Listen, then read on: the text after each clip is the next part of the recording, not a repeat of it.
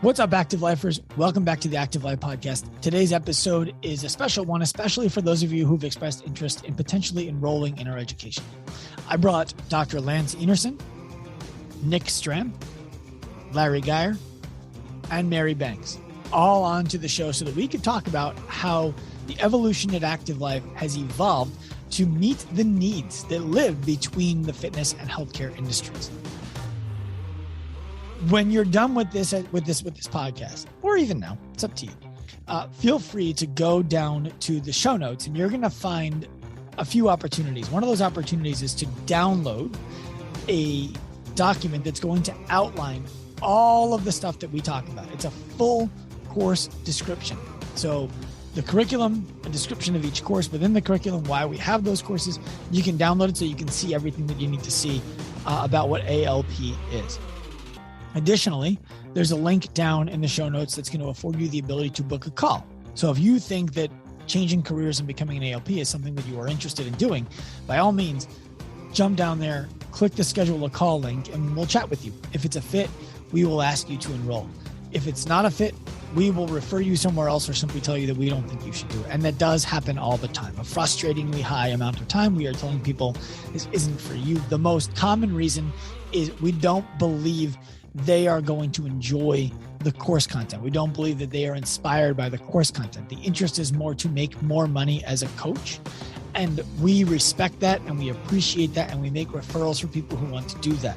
This is for people who have understood that what you can do as a coach is more limiting than you would like it to be. You're tired of scaling for people. You're tired of modifying for people.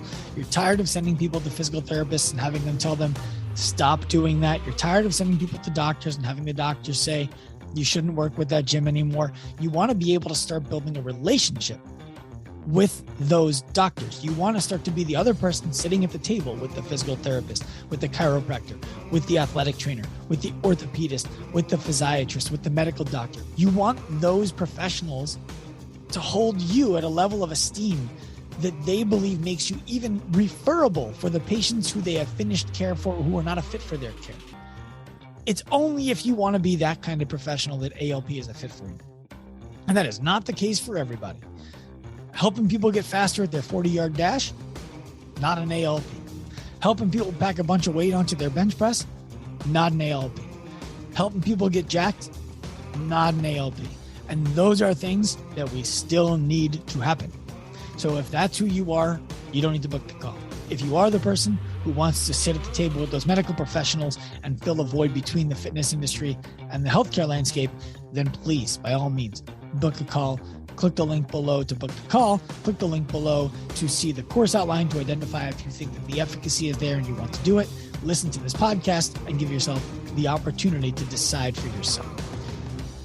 Finally, as I discussed on the last podcast, I am going to be reviewing one review of this podcast every week and inviting the person who gave my favorite review onto a one-on-one 15-minute coaching call. So if you listen to this podcast and you enjoyed it, please go to wherever you listen to podcasts. Give us that 5-star review. Then write the reasons why you love this podcast. Screenshot it. Send it to me at Dr. Sean Pastuch on Instagram. I'm going to review every week my favorite reviews and choose one of you for a 15-minute absolutely free coaching call so we can work through some of the problems that you're dealing with in your business, get them solved, help you feel more fulfilled, and make more money. Absolutely free. Let's get you to the podcast. Mary, Lance, Nick, Larry, welcome to the podcast. Thanks, Sean. Yeah, thank you. You're welcome. I like the chorus. We're going to figure out how we're all going to interact on the show. By 15 minutes, I think it'll be smooth. Until then, we need all of you to bear with us as we navigate conversation on Zoom amongst the group. The reason that we're here is to discuss why we believe education between the fitness and the healthcare industries is necessary, what our education is doing, how it's evolving, and what kinds of problems it solves. And so why don't we get right into it? We'll talk to Nick first. Nick, you're responsible for the sales department at Active Life. So you're the one who's getting the questions from people coming in the door on a regular basis. you suggested that this is a podcast that you thought would be valuable. Why is that? What are people looking to understand about the education that we put out? Yeah. Well, one of the posts we've made on Instagram and our Facebook group in the last 6-7 months, that was one of our most popular posts, was that we are no longer selling seminar or immersion, and explaining why. And a lot of people who've done seminar and immersion, and a lot of people who have been wanting to do seminar and immersion, had a lot of questions based off of that. But the big reason is just we had been doing seminar and immersion for a while and realized it was a good way to get people almost to the end line, right? But not quite where we wanted people to be. And we were inspired to really rebuild it from the ground up and create a program that it didn't just make people a better coach in the CrossFit gym or in the gym that they were in, but it made them a categorically different type of professional. It made them world-class at doing this thing, not just capable of helping the person who's a one-off who has some shoulder pain or has some back pain, whatever the thing is. Immersion and seminar did that really well, of being able to take the average coach and give them some tools to help when clients had some aches and pains or limitations.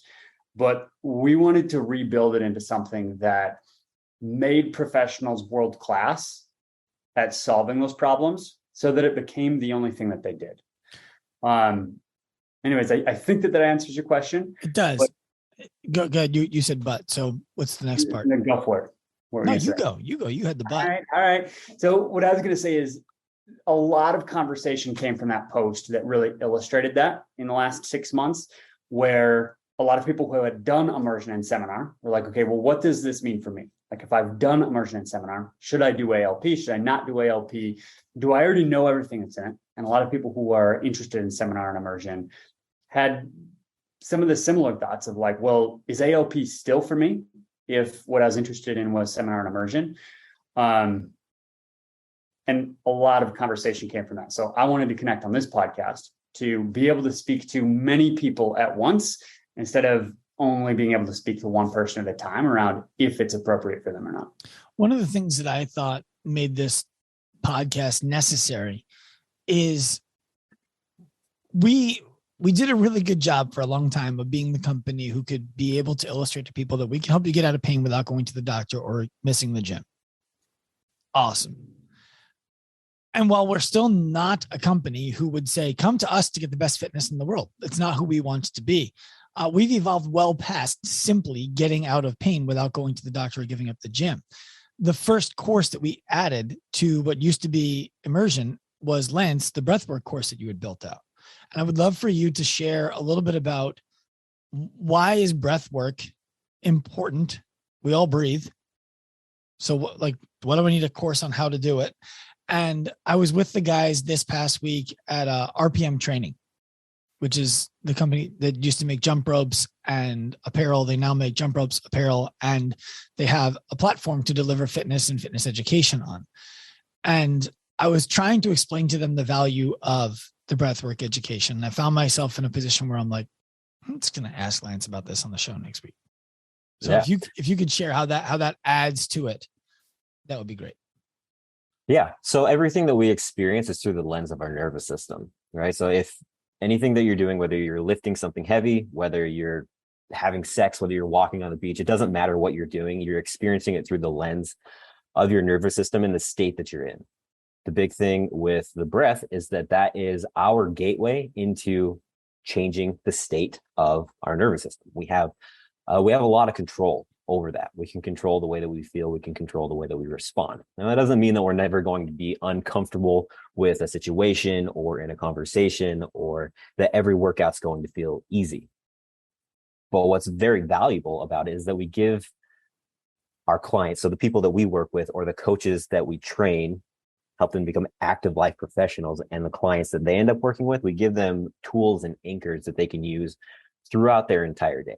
It's not just, hey, you can use this while you are in the gym so that you don't gas out in your workouts too quickly. It's, hey, you can use this to help to manage that anxiety that you mentioned that you're struggling with when you're having these difficult conversations with your teenager or with your boss, or you can use this to help yourself to zoom out so that you don't get such tunnel vision when you know that a difficult conversation is coming up, or when you're stuck in traffic and there's the guy with the road rage that's behind you and you have to keep your cool.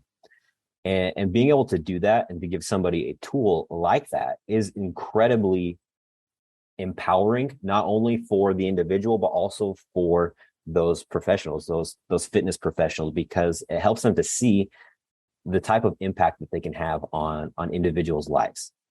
And beyond that, sorry, keep going. Yeah. And beyond that, specifically in terms of helping people to get out of pain, there aren't very many things that are more effective than tapping directly into the nervous system to help people to manage that, to understand their own bodies, to know what the sensations mean, and to remove, to a large extent, a lot of the fear and uncertainty that comes along with pain and injury. I have 3 kids, age 3, 5, and 7.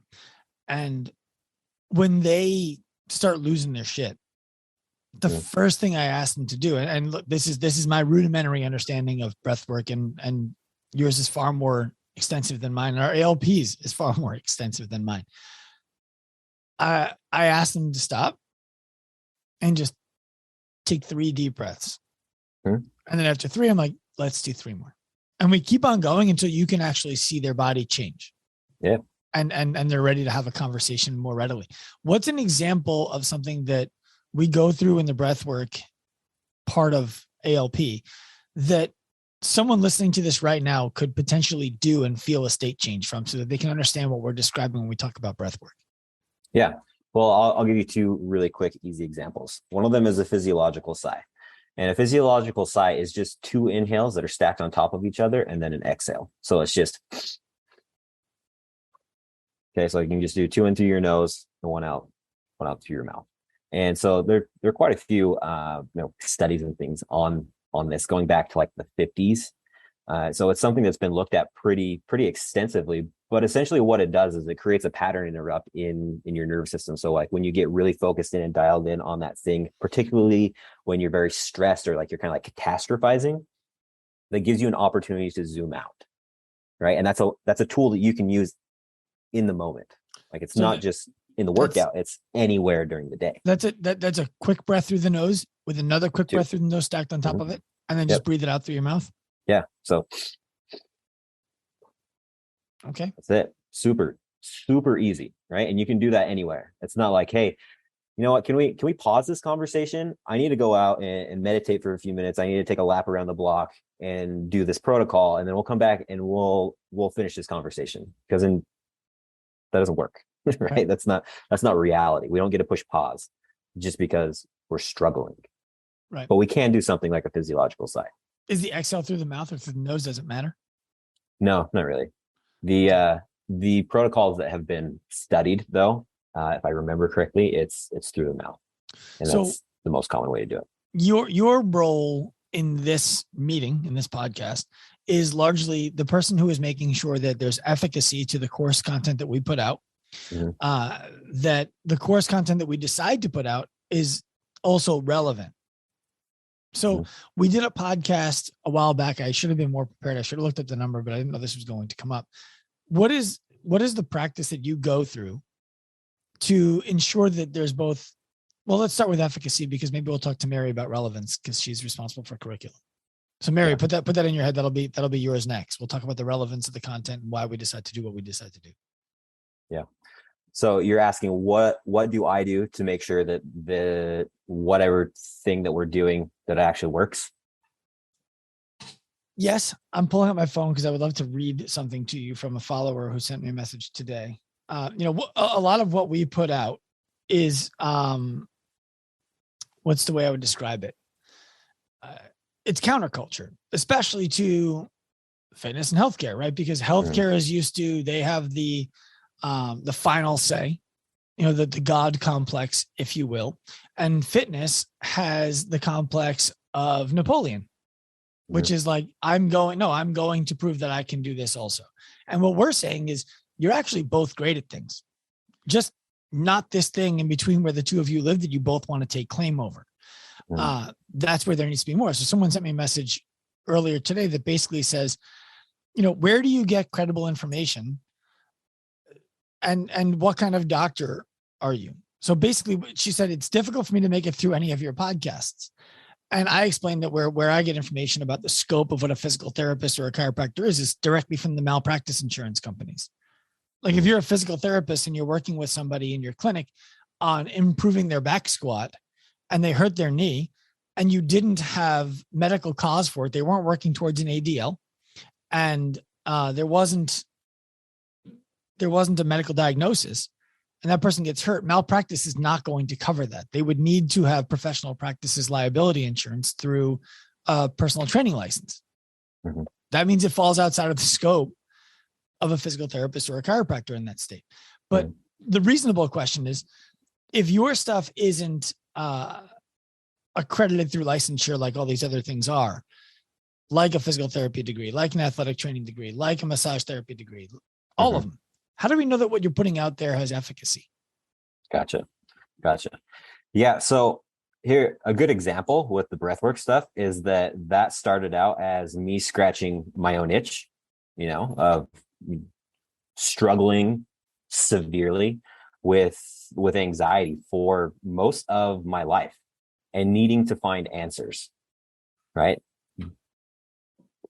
And when I was on my pursuit for those answers, I wasn't willing to just go to the guru, right? Of like, hey, here's something on Instagram. Here's a student who has a bunch of followers. I'm just going to do what this person says, right? So I had to go out and do some research and dive down the rabbit holes myself.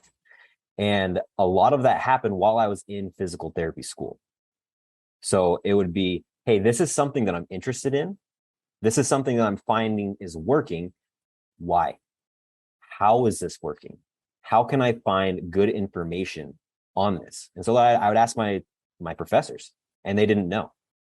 And then I would go out and do my own research. And that research isn't just like, hey, I'm going to Google this. I'm going to go find the thing. I'm going to go explore the medical journals. I'm going to go explore the psychology journals and see the way that these protocols are affecting these people. And I'm going to come back and I'm going to present this through the lens of a physical therapist, of somebody who's helping people with physical practices. And I'm going to see how it works. I'm going to see if this is going to be working with my clients. I'm going to see the different impact that this has had on my own life. And through that process, I was able to find, hey, you know what? These things, these few things work really well, or these 4 or 5 principles are in every single study that looks at the breath. And these are the variables that we need to be able to manipulate to change the way that people feel. And in the end, that's how the breathwork course was born. Orthopedic considerations, on the other hand, that was through my education as a physical therapist. So how do you make sure so orthopedic considerations, give people a little bit of a background. What's that course about? Why did we decide to include it? Yeah.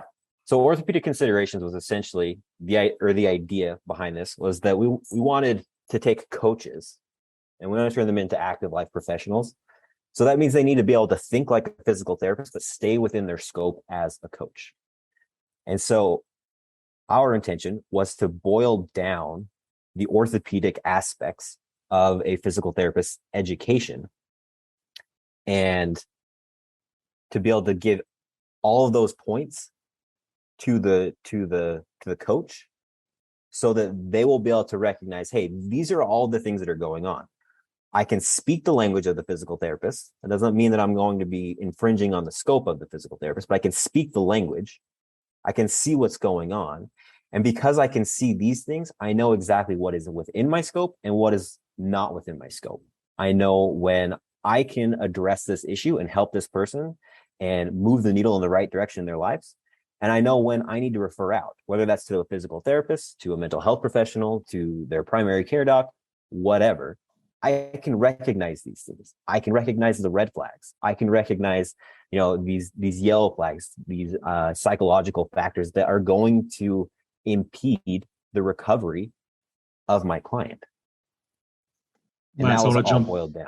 I want to jump in on that for a second. One of the coolest things that I've seen as a result of that course is that which one are you talking about, Larry? Orthopedic considerations, is that both coaches and clinicians with whom I've discussed the curriculum both become excited by the idea of active life professionals becoming the kind of person that clinicians can trust to speak the language and understand how to more perfectly, more effectively, and more completely pick up where the clinician left off. One of the most common frustrations and fears that I discuss with a lot of clinicians that I end up in conversation with about what ILP is for and who it's for and what it does is most of the clinicians that I've spoken to are smart and well-intentioned, and they face the challenge of needing to cross their fingers after their work is done, as has been incentivized by insurance, and hope that that person does okay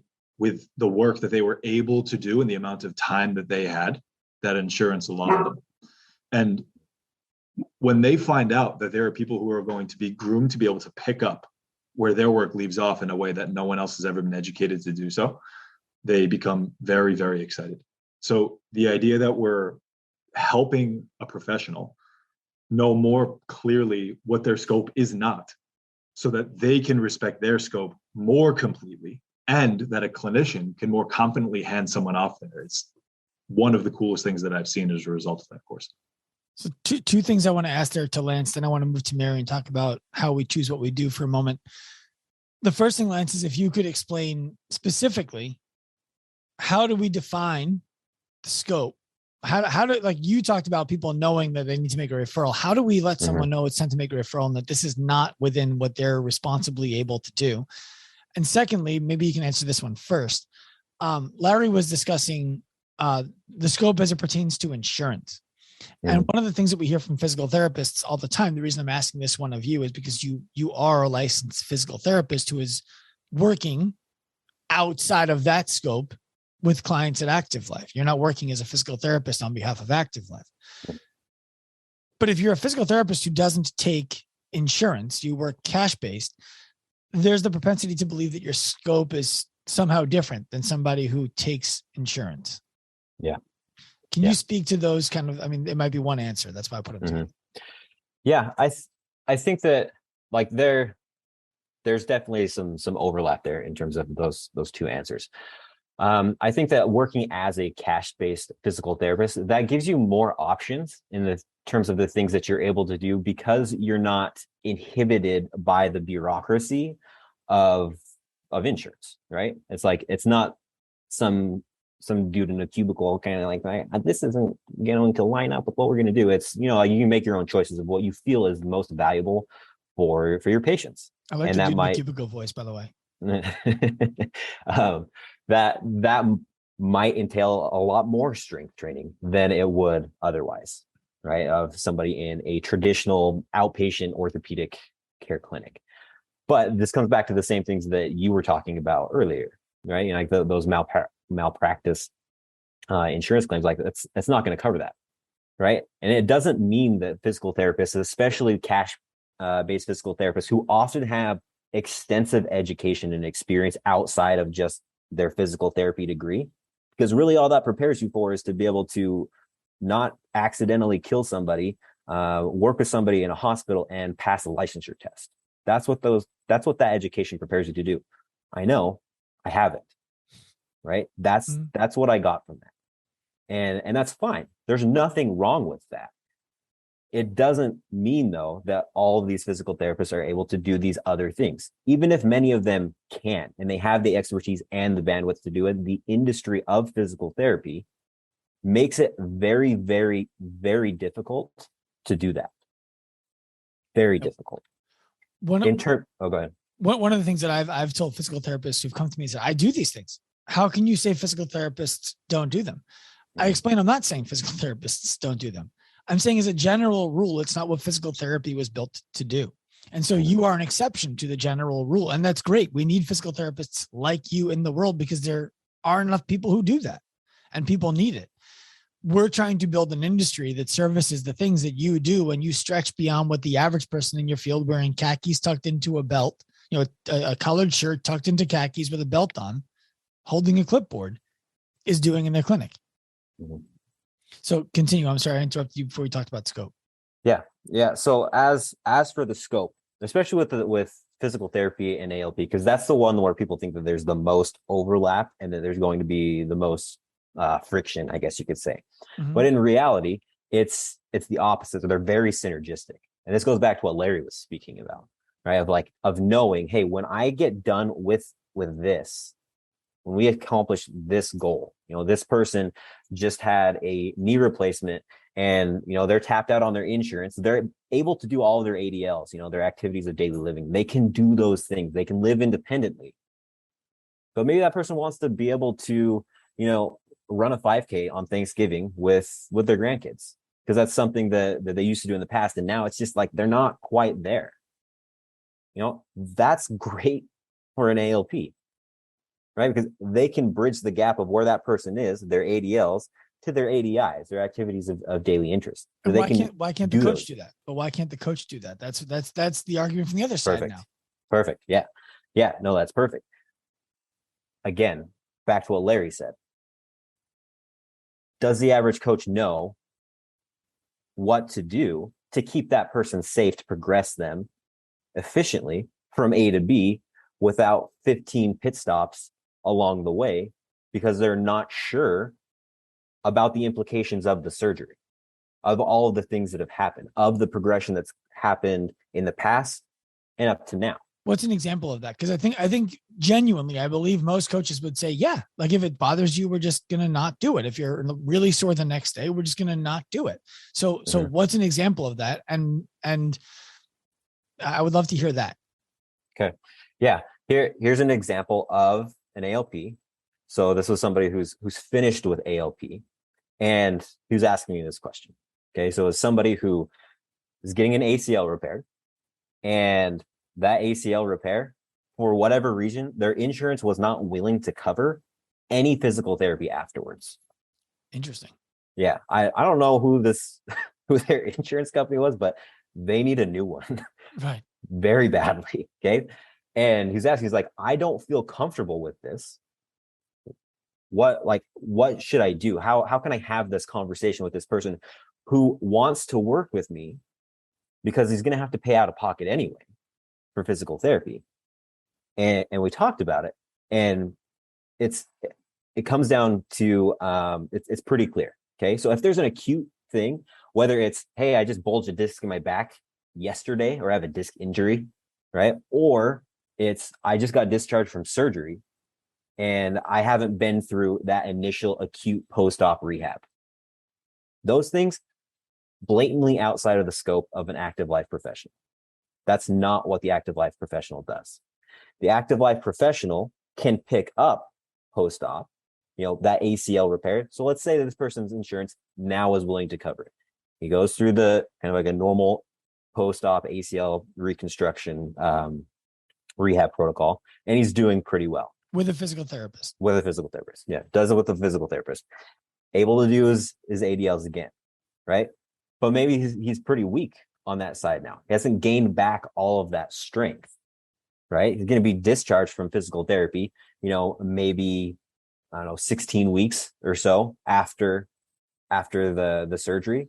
Those 16 weeks, he's not going to be back to having, full resiliency in that ACL. He's not going to be back to having full control of that knee. He's not going to be back to full strength on that limb. And if that person has any sort of physical goals outside of being able to walk around their house, or maybe walk their dog around the block, they're probably going to need some help to make sure that still vulnerable graft stays intact, and that they can safely progress from that state into, hey, I want to be able to, go climb the Grand Teton this summer. Can I do that? Can you help me? I want to keep my knee safe in the process. So but what doesn't the coach know? Because everything you described to me there sounds like rehab's over. Now it's just time to get strong. And a coach would be like, let's get it. That's what I do. Yeah. Yeah. And it's knowing when to push and when to stop because of the implications of what has happened in the past, right? Somebody who's coming off of an ACL surgery and the things that they're dealing with is not the same as somebody who is finishing up with a bout of patellar tendonitis. What's one right? specific difference? One specific difference is that with patellar tendonitis, let's say that this person is, 95% recovered. They're just still a little bit achy. That's just connective tissue, right? That's just connective tissue there, or tendon tissue that's there near the surface. It's not within the joint. It's something that it's very easy to pinpoint. Oh, hey, this hurts. And poke it, right? We know that this is what it is. We know what's going on. With an ACL reconstruction, that's something that happens. That's something happening inside of the joint. It's not something that you're necessarily able to tell exactly what the progress is just by looking at somebody's leg, right? Because you're giving the ACL time to strengthen, time to recover, and to lay down that new tissue over the graft while you're strengthening everything that's around it. So if You're I'm understanding strengthening you all the correct- musculature, all the other connective tissue. if I'm understanding you correctly, it's the ALP understands where they're at in the healing process post-operative rehab, even if it might seem to the naked eye and you watch that person walk around that they are done, their healing process is over. We know better. We know that's not true. The ALP understands what healing is still left to be done, what exercises, what intensities, what frequencies, what rest periods, all of these kinds of things would perhaps cause regression to the surgery that person got, to the rehab that person got post-operatively, where the coach understands how to build strength for healthy tissues. Correct. Okay. Thank you. That was helpful. The one that I always tell people is like, it's simple to understand. What would you do different for somebody with shoulder pain versus somebody who just had surgery, rehab, and 4 anchors are in their shoulder? What's the difference between the way that you would work with them on their first day? And if the answer to that question is, I'm actually not exactly sure, that's what we're teaching in ALP, right? It's the answer to, I'm not really sure. Well, now you are, because one of our things is if you're not really sure, it's probably not advisable to take that person on as a client and make promises. Mary, I know you're dealing with some COVID right now, and so I appreciate you joining us. If you need to hack up a lung and take a break, feel free to do so. You just throw yourself on mute. I'll let the audience know that's what's going on. How do we decide what coursework goes into the curriculum?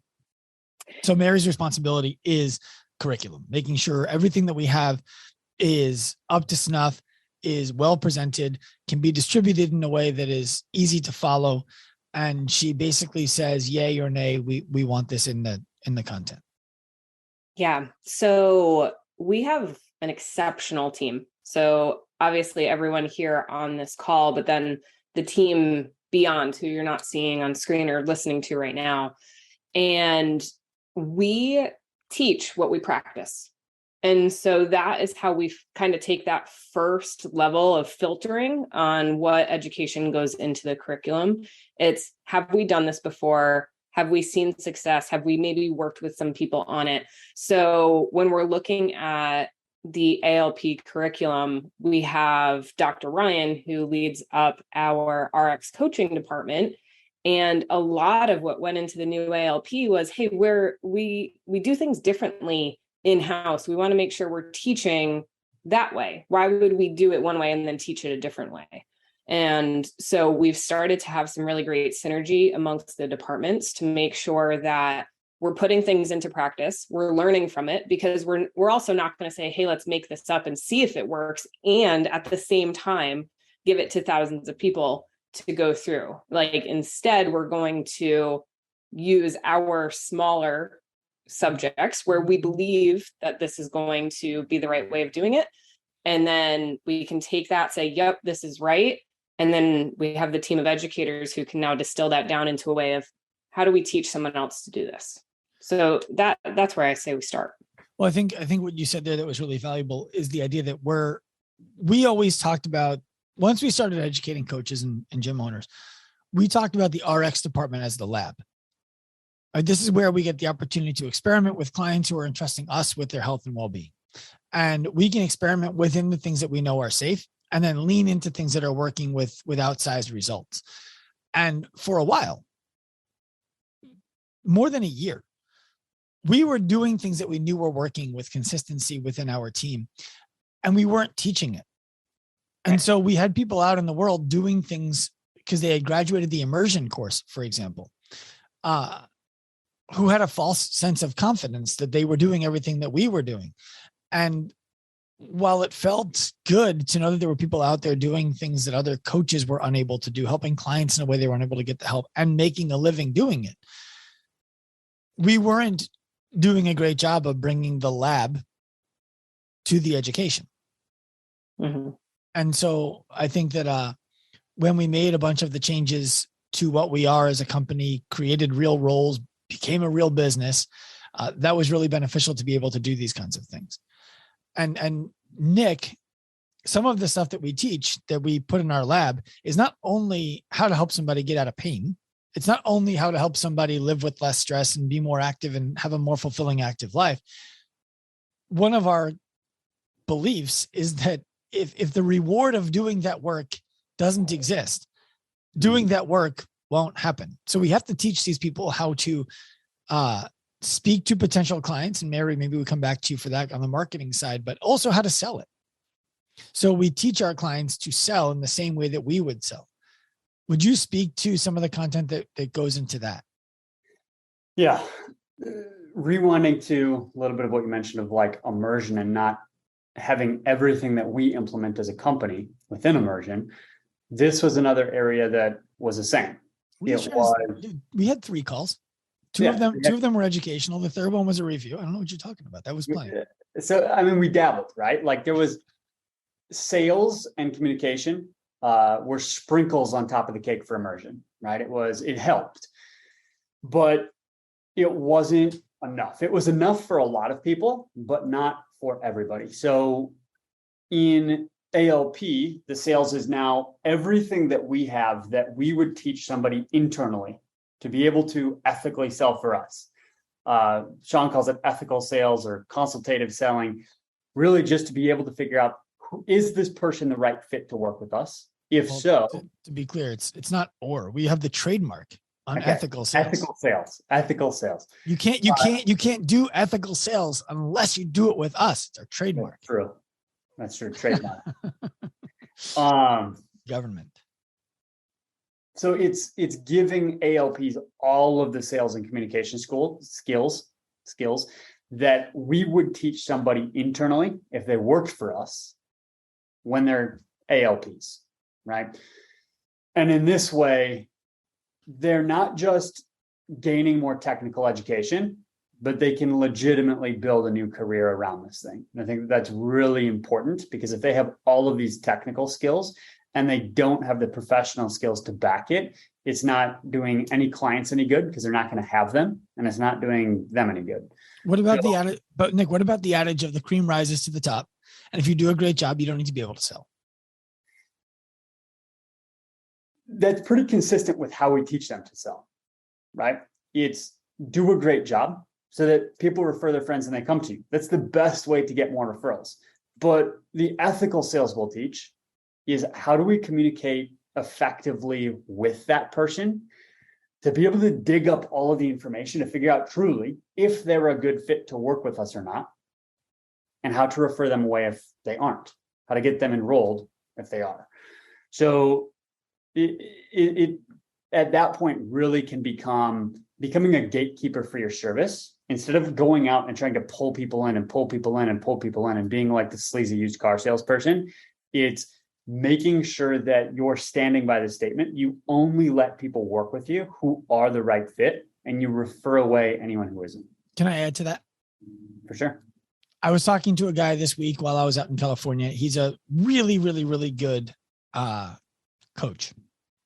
He works at a CrossFit gym, and he's evolved himself out of CrossFit, personally. He used to be a competitive athlete. He's had some injuries, and he's found that it's an unsustainable way for him to train. And so he realizes that there are people in that gym for whom it's also unsustainable. So he started what he called a Fit for Life class with some basic education that he went out and got on his own, not from us. What he was telling me is he has this class 3 days a week, and there's 15 people in it each week. And most of the people who are in that class don't come to any other class in the gym. They only come to that class. They've been referred to that class, not to the gym, which is consistent with what we've seen and what we believe is an untapped market who needs help everywhere. What he told me is the thing he doesn't know how to do, the reason why he needs help with sales, is what do you say to the person who you believe you can help, who you know is struggling, so that you don't walk over and make them feel bad about their struggle? How do you initiate the conversation with them so that they can decide to fix their problem with you if you believe you can fix their problem?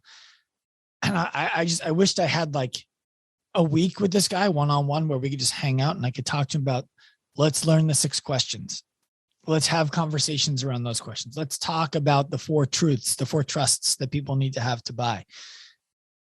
So the way that I see a lot of the sales that we teach people is less about convincing somebody to do something that they don't want to do, and more of coaching somebody through a conversation that helps them decide if they want to do it. Mm-hmm. Can I add to that? I would love you to. I was going to ask you to. One of the biggest misconceptions that I've heard in all the calls that I've had with people who have gone through education and people who have elected not to. Are you talking about people who've gone through ALP or people who've gone through immersion and are not yet into ALP? Both, and people who have not done either, who have decided that they didn't want to because of the sales coursework. Just this morning, I had a gentleman. Meaning they decided not to do it because they don't want to learn sales? Correct. I had a gentleman this morning email me, hey, after careful review of the curriculum over my wife, we decided this isn't the best thing for me to do. I appreciate your time. And I asked him, just so I can make sure I can better understand who should be doing this, can you tell me the point at which you realized this wasn't for you? And he said, yeah, when I saw the sales coursework, it's not something that I'm interested in doing.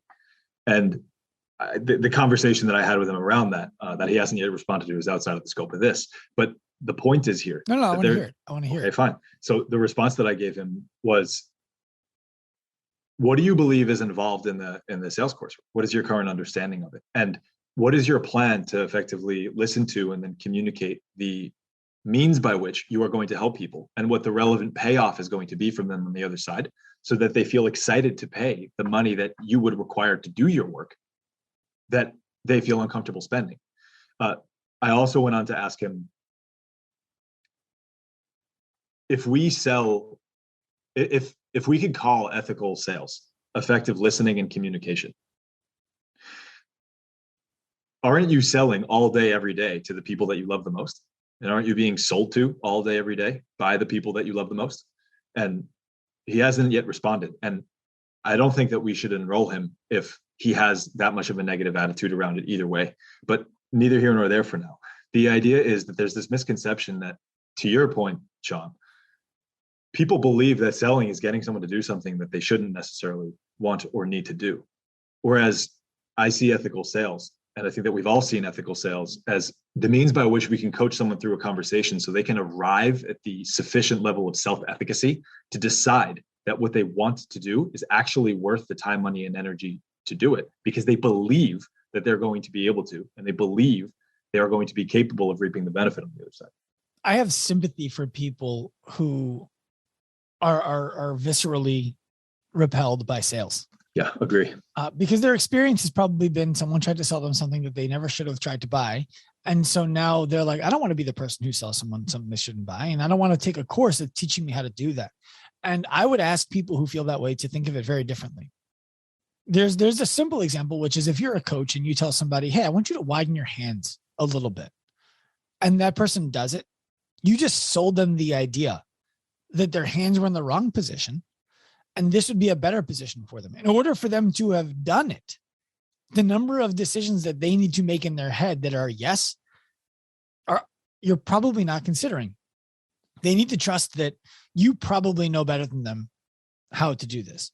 They need to trust that you want them to do this well and enjoy it. They need to trust that they're going to be able to do what you just asked them to do. They need to trust that they're safe doing it the way that you asked them to do it. In order for you to get someone to move their hands, you need to have been a person who they are able to believe. The only difference is when we put money into it, you feel bad about asking people to give you something that you have a hard time asking for or giving somebody else. If we take it to a step further, think about somebody in your life who is doing something that you and they both know is not in their best interests. Maybe they have a toxic relationship with a significant other. Maybe they're working a job that they hate. Whatever it is. Maybe they're a substance abuser.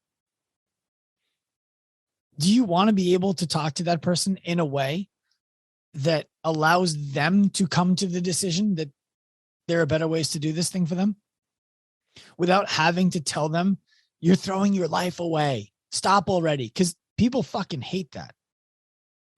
But what we teach as it pertains to sales is how do you have that conversation so that you're the trusted guide that that person wants to keep coming to have this conversation as long as is necessary until they're able to come to their own conclusions and their own decisions that they want to make this change.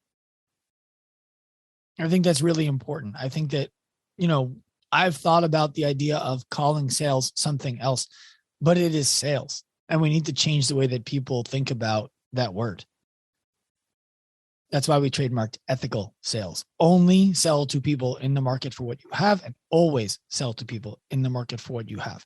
The number of people who have cried on their initial call with us before they enrolled because they were so nervous about spending the money, who have since provided testimonials and referred their friends, is huge. If we weren't comfortable in that moment talking to them about why they needed to buy even though they were crying, they don't get the results.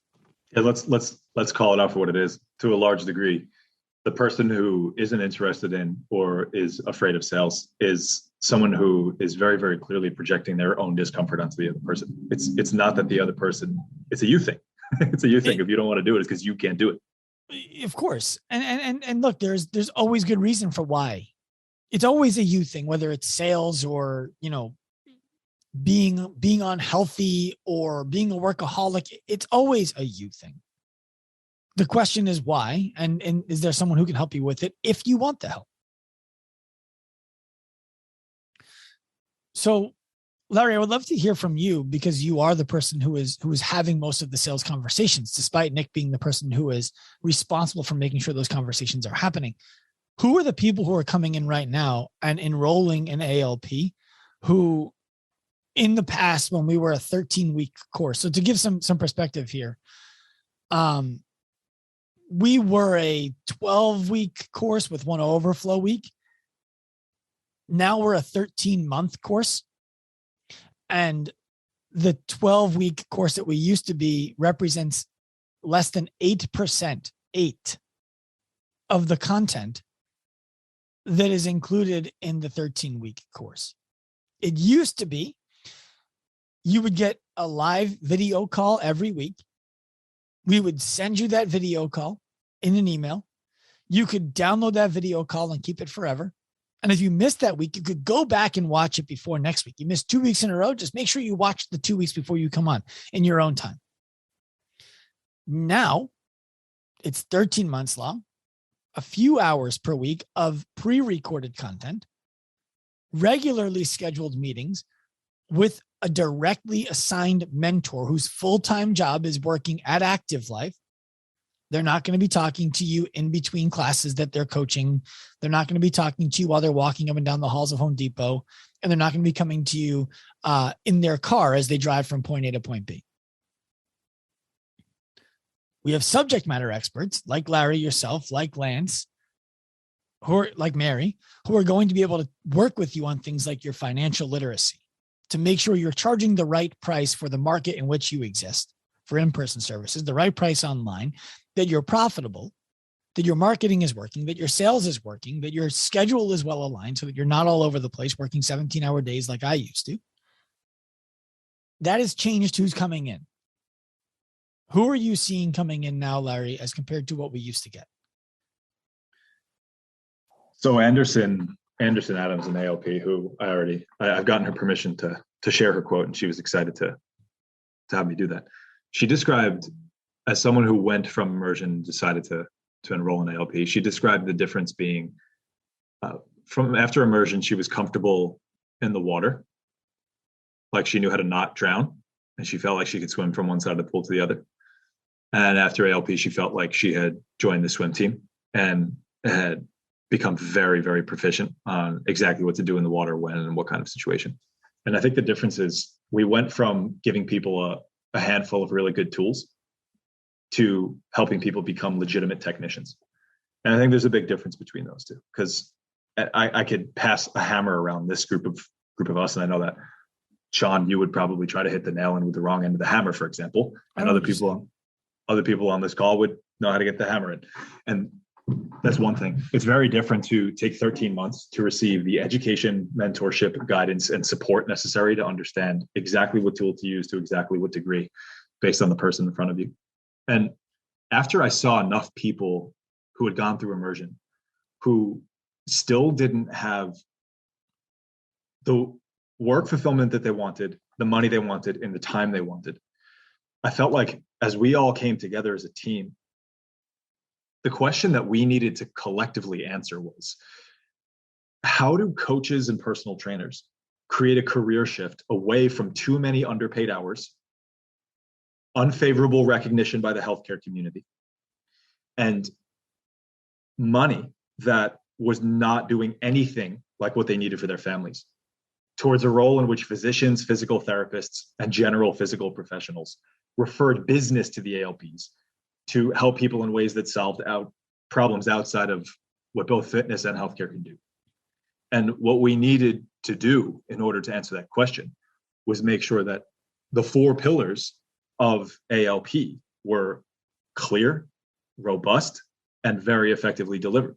Those 4 pillars being your technical coaching skills, your ability to identify, communicate, and solve problems with the skill set that you have as a practitioner, your ability to make sure that you could both attract the person you wanted to work with and effectively enroll them if you decided that you should be working with them, your ability to understand your finances better than you did before and establish a legitimate, sustainable, profitable business for yourself, and make sure that you knew who you were, what you wanted to do, and how you were going to do it in time that allowed you to start planning for houses, families, and vacations, doing work more completely and more efficiently than you were able to do before, so that you had a seat at the table with doctors and physical therapists. And instead of thinking, how do I compete with a physical therapist, it's how do I make this therapist realize that I'm their first line of defense after they're done with their job? How do I become the kind of person and present and talk in such a way that a physician says, what did you go to school for? How do you know that? What kinds of things have you been studying? Because the physician has been so inspired by the way you're talking about how you handle your clients and their patients that they're relieved and sleep better at night because they know that their patients are going to be so well attended to. And that's what we did. And 13 months is very, very different from a 10 or a 12-week course with respect to the depth of education that you get and the completeness, regularity, and attentiveness of mentorship that you receive on how to make sure that everything you're doing is done well and completely, and that instead of guessing, you have your hand held across the finish line if you need to. That was a great answer to a different question. I'm Very glad you good said at that. all of it. I wanted you to finish it. I'm glad you said all of it. Now I'll repeat the previous question. Who is enrolling? What kind of people are enrolling now who you weren't seeing before? Oh, I see. Yeah, thanks. All right, guys, back to it. Take 2. So the difference now is that we have registered nurses of 9 years, 55-year-old grandmothers who are looking at this and understanding it and deciding, oh, I don't want to be an RN anymore. I want to be an ALP. They're making entire career shifts away out of the medical system.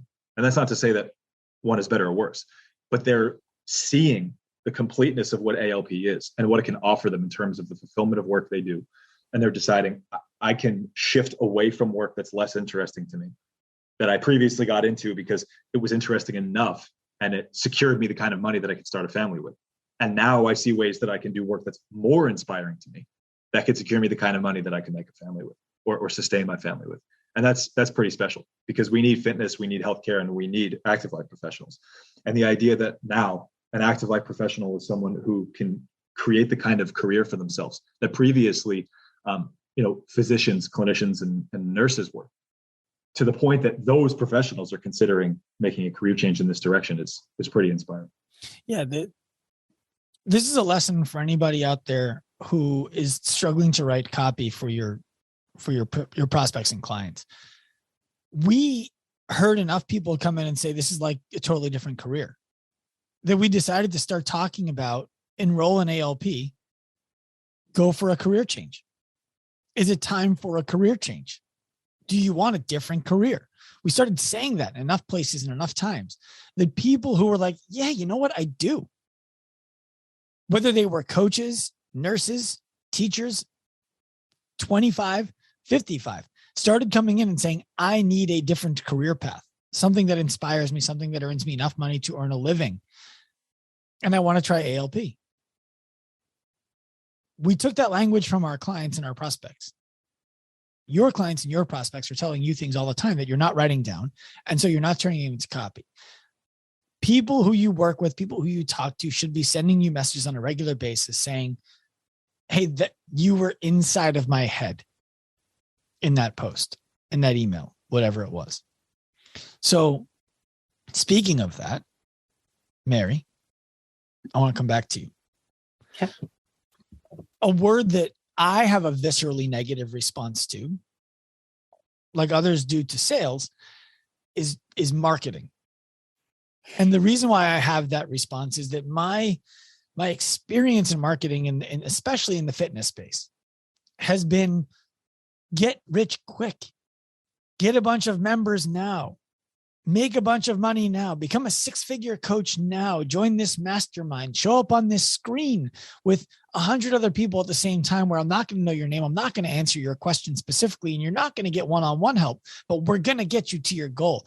And I've always felt like that was just a big crock of bullshit that was being stirred around. And I developed a negative connotation with the idea of marketing at all. I would love for you to talk about how we've built out marketing support for people inside of ALP that goes well beyond talk to more people like it used to. Yeah, for sure. So, I mean, the basis of the marketing that we teach starts with the ALP really understanding who they help and how they help them, and being able to articulate that. So everything that Lance talked about and everything we teach them, being able to help the person out post-op, right? It doesn't matter if that person has no idea that you can help them.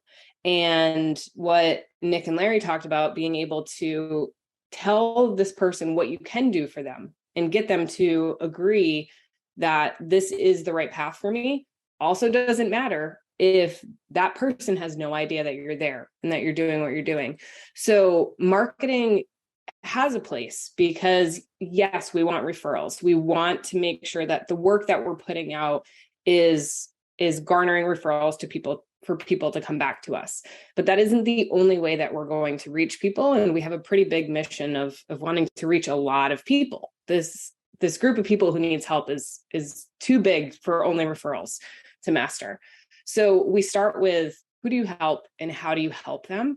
And it needs to be condensed into such a way that it is, you feel it, and you can look at one word and it makes very clear sense what problem that you're solving and the process through which you solve it. No one else does that. Everyone else is just like, come in, get started with classes. Even if they're like, we write you custom programming, like that's not enough. It's not saying, well, what happens from today to 3 weeks from now, when I hit this milestone, to a year from now. And so we're teaching the ALPs what it looks like to create this journey. And so that all of their messaging, like you said, someone can read and be like, I felt like you were talking to me. Well, if you have centered your messaging around who you help and how you help them, now you're able to connect with them, not just to say, hey, this might be for me, but, oh, it might be for me. And I understand what my journey might look like with this person. So that's one piece of it. We also, from there, we dive into copywriting, content on your business media, on emails, Business media for on your those of you listening. website. We call social media business media because we believe you're either being monetized on it or you're monetizing it. So go on. Correct. Yep, exactly. And so websites, business media, email, all of that content and copywriting, which includes your imagery and cadence and scheduling and things like that.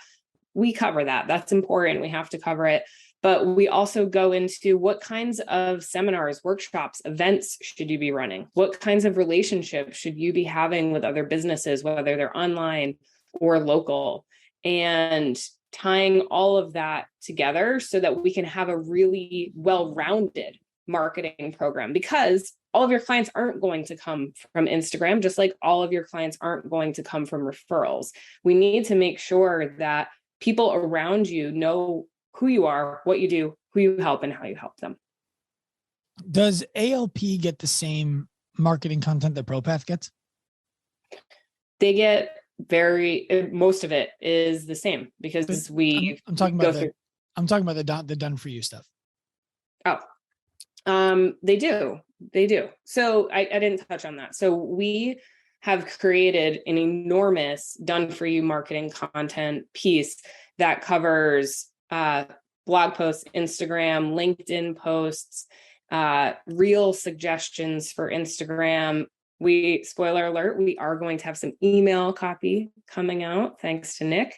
But we have it, and it's essentially something that coaches or gym owners can take and use. And you're going to be looking at it, and the changes you're going to be making is, if you're a single coach, you're going to make sure that you say I instead of we. And, you help dozens of people or have helped dozens of people, as opposed to a gym who may have helped hundreds. So there's small nuances. And when Mary's talking about this, what she's describing is not a tutorial.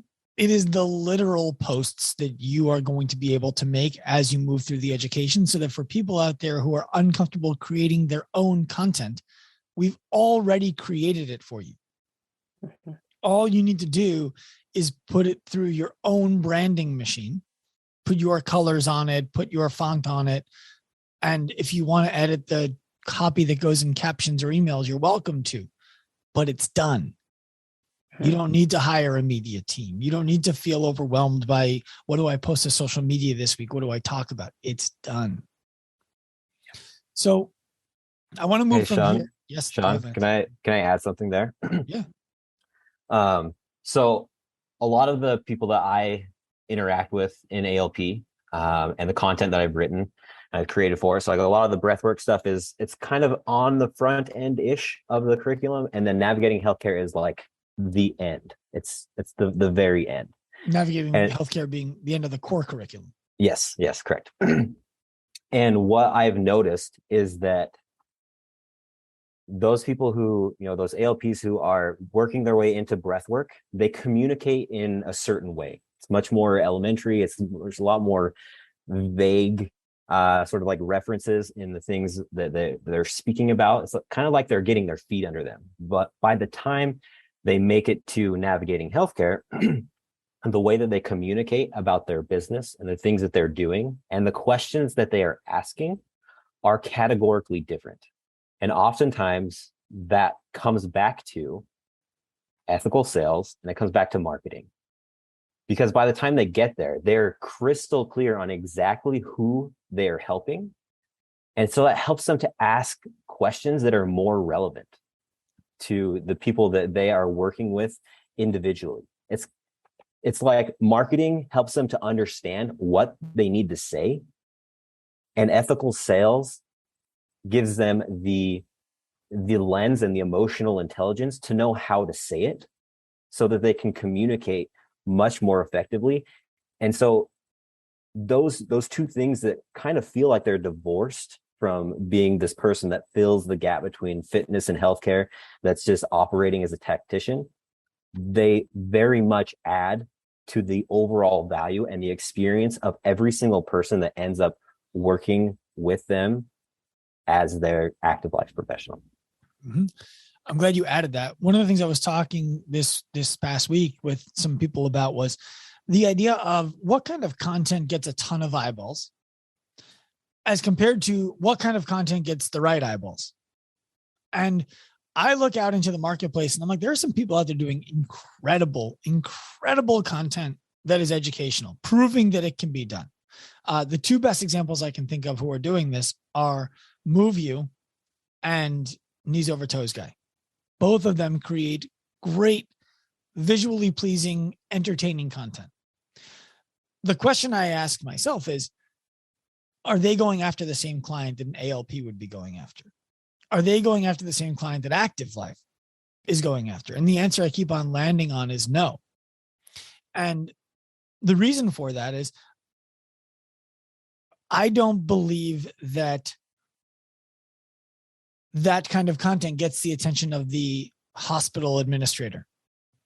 I don't believe that kind of content gets the attention of the corporate wellness director.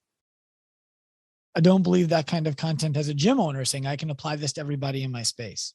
And I don't think that it does everything it needs to do for personal training clients. Now, that being said, it's outstanding content.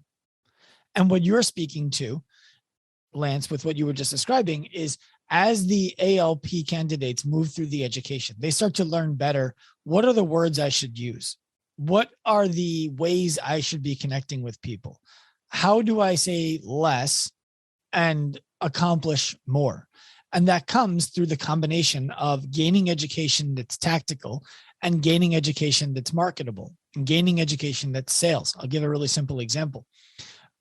I've been speaking recently with one of the largest employers on the East Coast, over 80,000 employees in this company.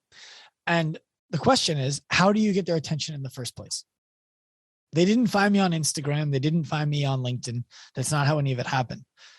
It started with an email. Well, what should that email say? What should the subject line be? How long should it be to read? What's the ask? What's the offer? All of that comes from understanding the things that we teach in the Navigating Healthcare course, so you know who your audience is. And then it comes from marketing, which is this is an email. This is not going to be a post. This is not going to be a story. This is not going to be a reel. And then it's sales. What do you say when you get their attention? And so it speaks to what you're describing there, that all of these things actually need to be married for any of them to work. One thing I'll add there that I think is really important to note is that I think is one of the really cool parts about ALP is that, yes, it's 13 months, but we believe people learn best by doing. And so you're doing throughout the entire time. Month one, you're doing stuff that you're learning to do on month one. You might not be learning a lot or doing a lot of the things you're going to learn in Navigating Healthcare down the line with Lance, but you are learning how to solve a lot of the problems and doing it right away month one. It's the same with the marketing, right? So you're learning to market and sell right away. And what we're talking about here is both teaching you how to fish and giving you a fish until you've learned how, right? So we've got to give you the done for you stuff that Mary's talking about in order to get you doing this thing while still teaching you how to fish for yourself so that you're not dependent on that forever. And all of this comes through doing. What you're speaking to there, I want people to understand is it's a 13-month long core curriculum. We're going to talk about in a moment here what comes next. That starts earning ROI right away. It's not as if one of the things that people ask all the time is, when will I be able to start using it? And the answer is the first day. One of the things that always frustrated me was taking education that I graduated and say, okay, how do I use this now? We want you using it as you move through it. And if you use it as you move through it, you're going to start attracting a different kind of client. And if you start attracting a different kind of client, you're going to start charging a different kind of rate. And if you're charging a different rate, attracting a different client, providing a different service, you're going to start to see your career change gradually. And by the time that it's all over, you're going to look back and be like, I used to do that.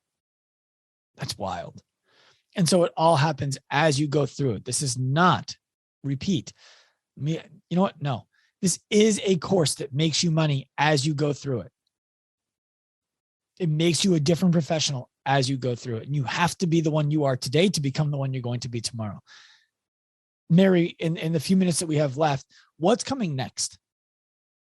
Because let me set you up a little bit there. Sure. It used to be a 13-week course that's now 8% of what we do. And that is going to become an even smaller number because we're going to be adding to what we do. Yeah. What is coming next, and how is it going to work with the core curriculum? Meaning, are people going to have to, now is it going to be an 18-month course, a 24-month course? How is that going to work? So we see the core curriculum as the base. You have to accomplish this to become the active life professional. We aren't going to be changing that to make it an 18-month course, right? Are We not, believe you that said. 13. You said are not. We are not, right? That 13-month is that sweet spot of delivering the content at somewhat of an aggressive pace for some people so that you're also implementing, right? Because like you said, you're not just learning. But when it comes to the end of that, we know, even though you've been implementing along the way, you're likely still needing implementation support. So mentorship can continue and should continue at that point, because there is just so much to continue to uncover. Additionally, we know people are going to want to and should specialize in certain areas. So there will be specialty courses available only to ALP graduates. So just like when we first launched breath work, you couldn't just get breath work. You had to do the core curriculum.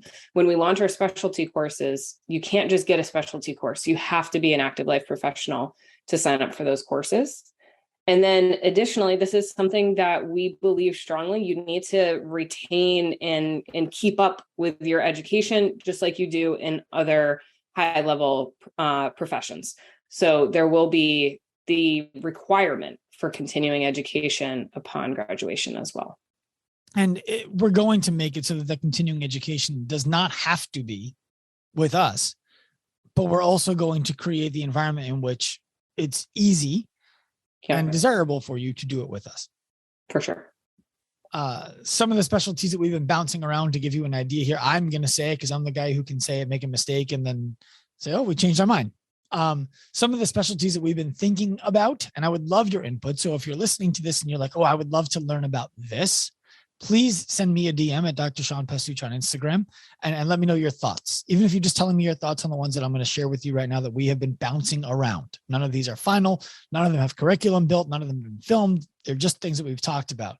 We've talked about the idea of doing our own athletic rehabilitation kind of course, which is how we started working with athletes who wanted to get back onto the field or back into their sport. We've talked about the idea of pre and postpartum. We've talked about the idea of nutrition.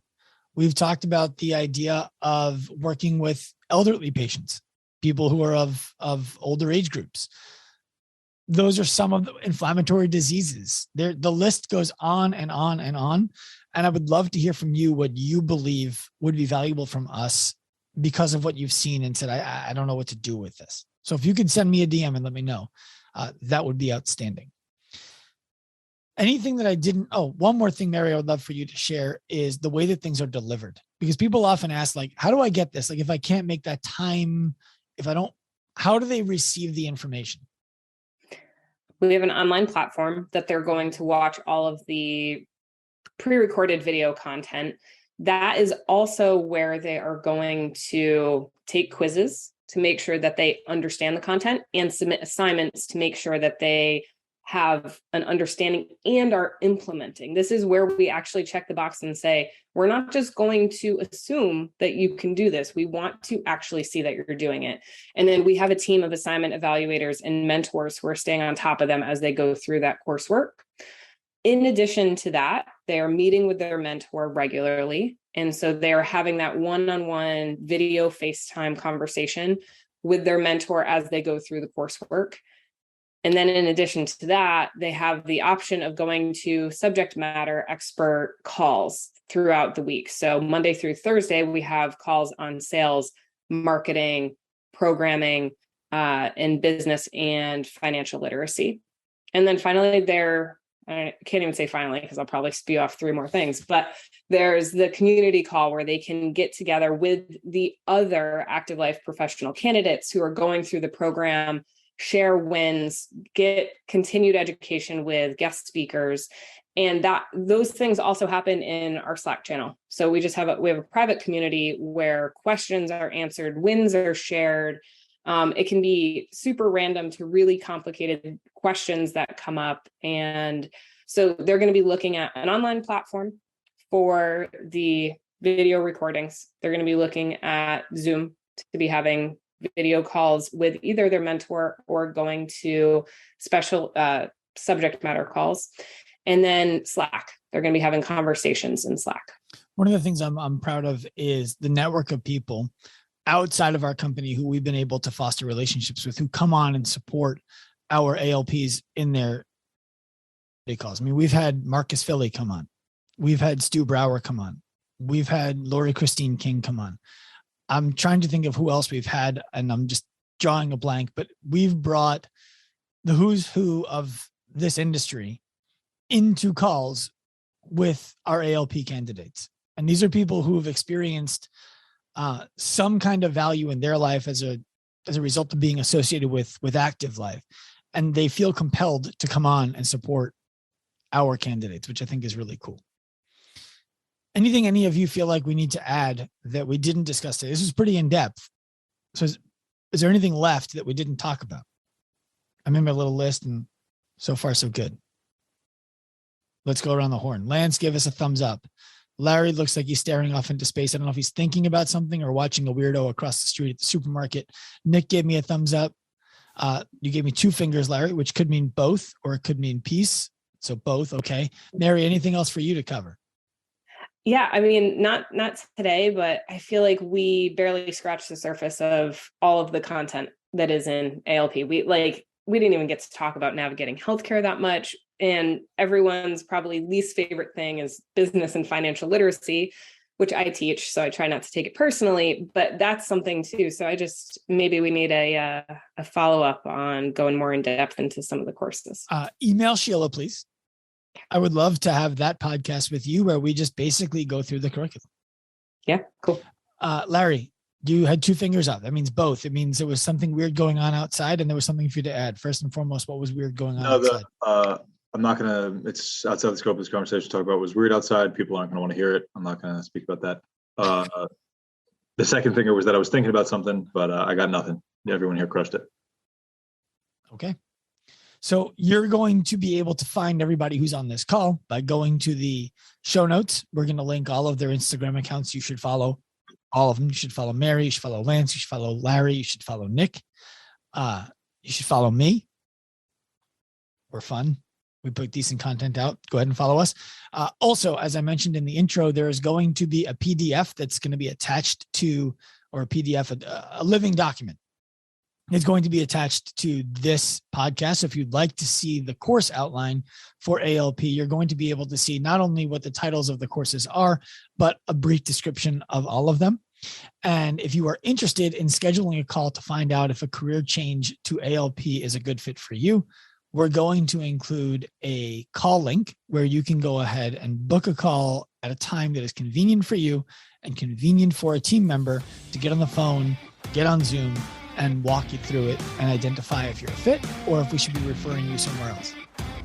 Until next time, turn pro. I hope you enjoyed this episode of the Active Life Podcast.